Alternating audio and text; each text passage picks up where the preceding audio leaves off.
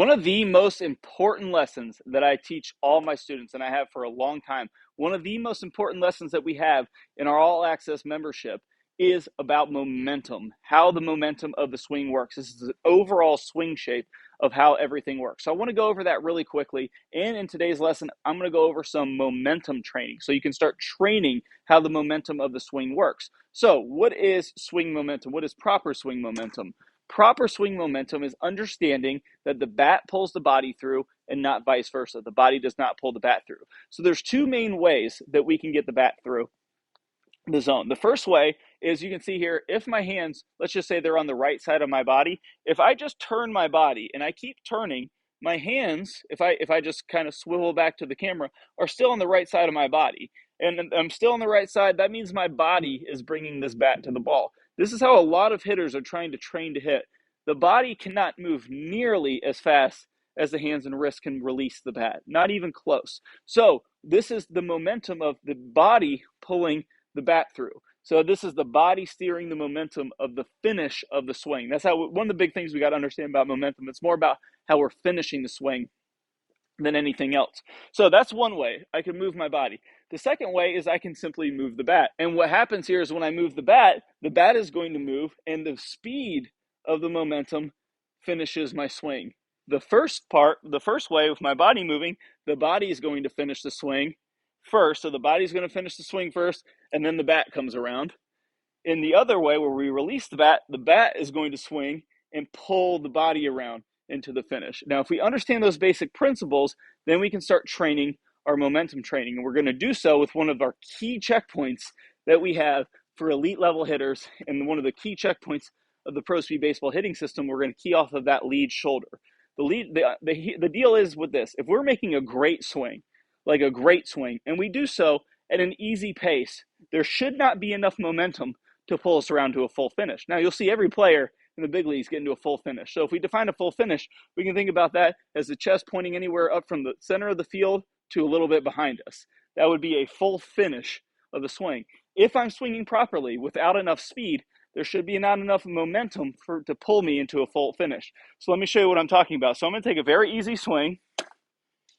And now as you can see, that was a good mechanics, good release. I took a very easy swing, but my shoulder did not go behind my head. One of the key markers of being in sync with your swing is having forward shoulder tilted impact. That's if we draw a line through both shoulder sockets, the top of this line is tilted in towards the field at impact. If we stay on the ball, like an elite level hitter will, that lead shoulder will stay in front of the head until this bat is parallel to the ground on the other side of the hit. Then from there, the momentum will pull us around into our finish. Now, and again, if we have that understanding that an easy swing doesn't pull me around, we can start our momentum training keying off the lead shoulder. So what we're going to do is we're going to start off with a very easy swing. I want you to go ahead and give yourself an easy number. So we're going to call these 10% swings. So think about your swing as a 100 mile per hour swing. This is going to be 10 miles per hour. Very, very easy. Ball's barely going to leave the bat. And what our goal here is to leave the lead shoulder in front of our head and then start feeling the momentum of the swing. So I'm going to load stride here, and I'm just going to take about a 10% swing. So you can see I didn't have enough momentum in the bat. Now, here's the key thing. When I have players do this at first, they'll take a very easy swing and do this because their idea of how to release the bat is incorrect. We need to understand that if we understand how the swing works without speed, then we can get vicious speed the correct way. So my 10% swing, my lead shoulder staying in front of my head. Then from here, I'm going to go ahead and gear it up to about a 20% swing. So this is going to feel like about 20 miles per hour. So you can see there, didn't have quite enough momentum. Bat kind of finishes just a little bit in front of me, but my lead shoulder still in front of my head.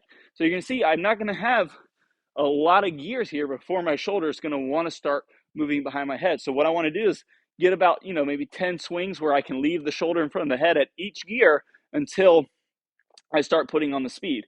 Now we're going to ramp it up to about 30. So this is going to feel like a 30 mile an hour swing. So as you can see there, already, I didn't swing any differently than my first one, but because I swung a little faster, the momentum pulled me around to my finish. But as you can see from the swing, my lead shoulder stayed in front of my head all the way till the bat was parallel to the ground. then the momentum started pulling me around. So all I'm doing is I'm working up these gears more and more and more, sensing the momentum of the swing. So let's go ahead and jump it up to about 60% here. We can work all the way up if we want to, but the main idea is understanding a slow swing, shoulder doesn't go behind the head. We don't over rotate. The momentum pulls us around, not the body. So I'm going to feel this at about 60%. So there, you can see I didn't get into a super full finish, but shoulders clearly behind the head.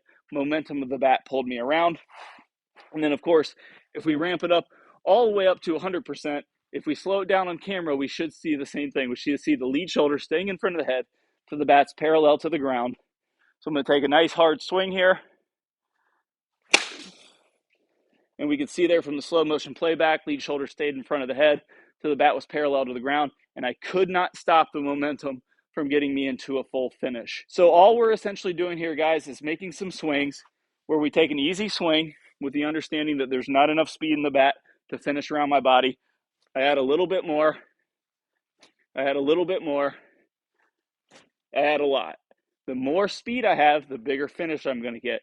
The less speed I have, the little. That's how we understand the momentum of the swing, and that's how we can start training it. So if we understand that momentum and we can get that sensation of letting the bat pull us through, it is unbelievable how vicious you can get in the swing in terms of how hard you can swing and how long you can stay on the ball.